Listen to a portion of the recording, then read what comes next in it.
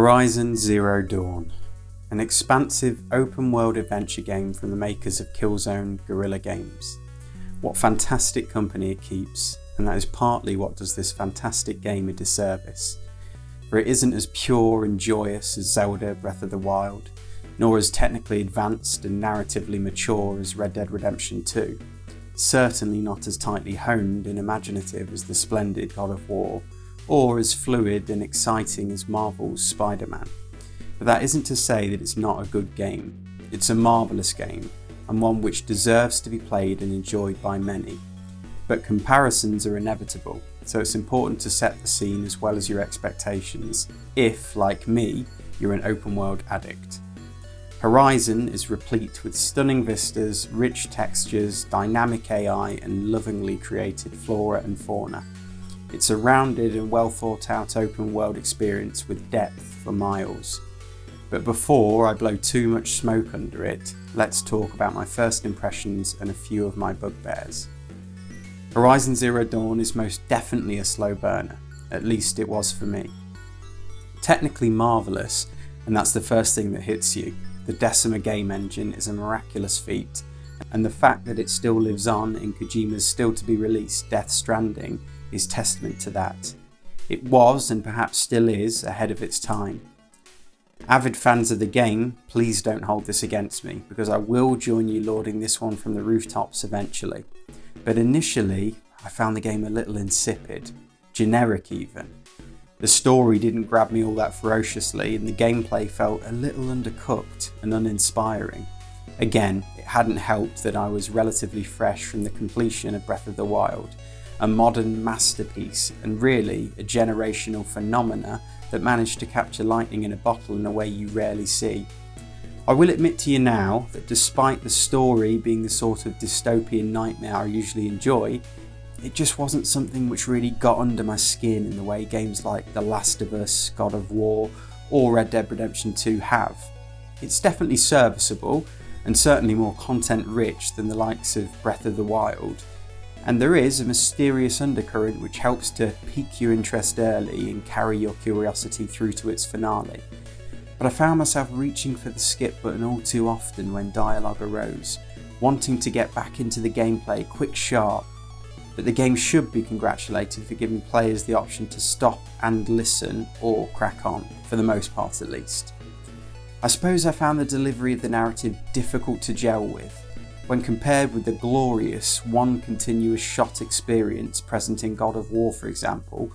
Horizon's constant cuts to static and slightly abstracted dialogue scenes feel suddenly jarring and damages the sense of immersion, and sections of some missions veer far too close to imitating walking simulators, a sequence of audio logs, files and holographic flashbacks battering you with exposition. It feels a little at odds with itself in that respect, like two design variations mashed clumsily together. Games like God of War, Red Dead Redemption 2 and Spider-Man, for example, struck a better balance here, weaving the story in more subtly with the gameplay. Don't get me wrong, story enthusiasts and lore lovers will likely be in their element here, but there's a price to pay for being quite so thorough, unrelenting and obvious. It's a bit off-putting at times for those of us that might prefer a more casual arrangement. You get a sense that a more stripped back and minimalist approach may have been a better way to engage the gamer. Less is more in that respect. Animation work is often great, with the facial work doing a lot to convey the emotional journey of Aloy, complementing the fine voice acting, but character models sometimes feel a little wooden for my liking. During dialogue, characters have a tendency to move a bit erratically, as if they have a nervous energy they're struggling to keep under wraps. It again pierces the immersion and comes off slightly awkward. But the voice work is solid throughout. There's clearly a bounty of talent on show in that respect. As I've mentioned previously, technically the game is impressive, but it's not without its flaws. There is an annoying vignetting which becomes intrusive towards the top of the screen on occasion. Probably a technique to relieve the PS4 of bothersome rendering, but it's a little aggressive in its implementation and again, somewhat takes away from the immersion. I also had an issue with brightness and the way day-night cycles work more generally. Nighttime scenes would leave me plunged into a thick darkness which made playing the game difficult, probably made worse by my OLED telly mind, and I couldn't find an option to speed up the day-night cycle. You simply have to wait it out. True to life, but a quality of life feature here would have been nice. The game also seems to force day or night conditions on you at times contextually, which again feels a bit artificial and heavy-handed. The frame rate isn't always perfect either, but this can be forgiven. A game of this scale with so many dynamic systems at play is going to cough and splutter on occasions if the perfect storm of weather conditions, character models and particle effects emerges. It is absolutely playable throughout though, do not fear. But to return to the gameplay, I've called it undercooked, but perhaps more accurately and oxymoronically, that is an effect of it being overcooked. Overly derivative, overly streamlined, to the point that it loses its zest and individuality.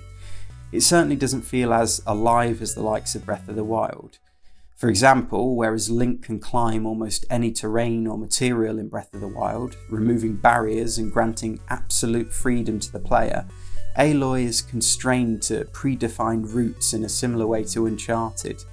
The promise of absolute freedom is often undercut by design limitations then.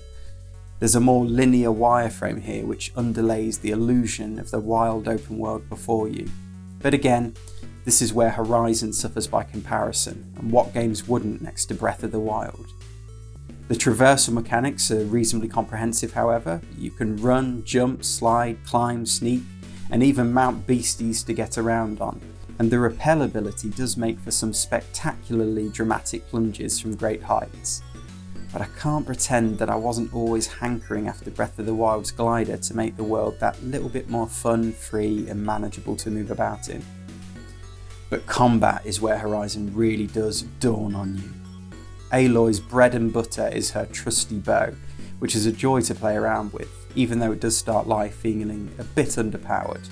Different bow types, each with unique ammo types, become unlockable as you progress, and there are many more weapon types to collect which complement the bow and gift the player with new tactics and strategies for downing enemies. Weapons vary wildly in their application, from traps to tripwires, explosives and your close quarter combat spear, and along with your armour, they can also be modified to suit your preferred playstyle. There is a varied RPG-like skill tree too, activated by points earned each time Aloy levels up, which after 40 hours of gameplay I still hadn't fully completed. A crafting system also keeps you on your toes, forcing you to keep an eye on your resources and consumables to make sure you're ready for the more challenging combat situations. There's plenty going on, plenty to keep you stimulated and entertained. But the stars of the show are most definitely the expansive roster of robotic dinosaur-alikes, which serve to rebuff Aloy at every turn. They come in all shapes and sizes, ranging from flying harpies to water-dwelling amphibians to colossal T-Rex style nemesis. And I can't forget the beautiful tall necks, which serve as radar towers, expanding your map visibility on activation. You can clearly see that the developers and concept artists had the most fun here, pouring bucket loads of love and creativity into their robotic creations, and it really makes a difference. Encounters are often vastly different from one another given the varied AI, which ranges from skittish pack animal to vicious predators that lock on and destroy. And a masterstroke lies in the way these encounters play out. These beasties aren't mere one-dimensional damage sponges, no, they are complex configurations of individual components which, when taken apart correctly, can turn a 20-minute grind into a 5-minute dissection. Aloy's focus ability reveals individual components which can be stripped away systematically, crippling the attack and defensive capabilities of any given creature. There is certainly a knack to mastering each creature type based on their specific loadout and innate weaknesses. Herein lies a skill cave which pays to mine. Ironically, this is the only part of the game which I wish was a bit more heavy-handed in its approach, as I never quite got to grips with the makeup of each beastie, or should I say the strip down. Instead, my encounters would often reduce to fatiguing bouts of trial and error until I found a serviceable way to dispatch my foe. Not necessarily the most effective way. Sure, the game provides a notebook to fill with enemy info, which you can pour through to your heart's content, but perhaps Aloy could have been a bit more vocal during fights to help you develop more intuitively as a warrior. The mastery of an open world game is a big part of their magic, and I think my own journey might have been more meaningful with a bit more help in that respect. But maybe I'm just lazy and ignorant. The combat and progression system were definitely the driving force behind my enjoyment of the game. Horizon masters the sandbox experience in that respect, and I often found myself wandering away from the main quest, partaking in extracurricular activities and expanding my knowledge of the world around me. One particular activity I enjoyed was exploring the handful of cauldrons scattered around the world, which compare vaguely to Breath of the Wild's shrines. These are more tightly spun mini-dungeons which tend to culminate in a boss fight, and they unlock new overrides, which is another unique mechanic which Horizon uses effectively to distinguish itself from the masses. Unlike most open world games which give you a choice between a stealthy approach or a more overt mode of attack, Horizon gives you a further option. Sneak up to a beastie should you have the right key, and you can override them to do your bidding. Target the apex predator amongst a particular grouping, and you can basically spectate as your monstrous buddy tears the world asunder. It's a fun twist on the stealth loadout and can certainly take the sting out of some of the more daunting encounters. It would be nice to see them make more of this mechanic in the sequel.